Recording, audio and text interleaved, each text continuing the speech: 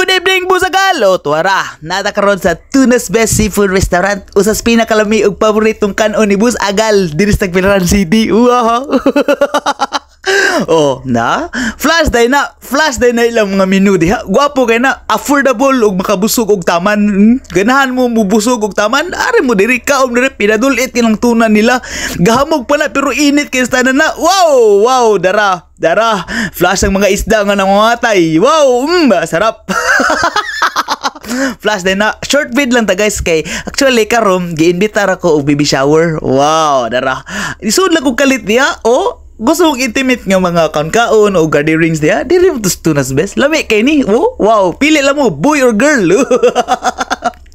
Mo na guys, giimbitar di ko. Mo na ni ka diha ako, nisud ako kalit diha. Way parang hit. Ya karon, mo na di, gi-flash na kog balik kay murag nangabot man ang mga bisita og mga pagkaon. Syempre, ang pagkaon nga lami. Wow. Natin long ganisa itlog diha og itlog di oy.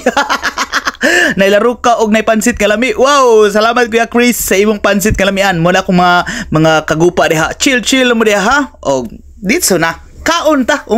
Ginamhin ang Busagal na huyo pa. Gisagaso-aso. Halahas mag Busagal.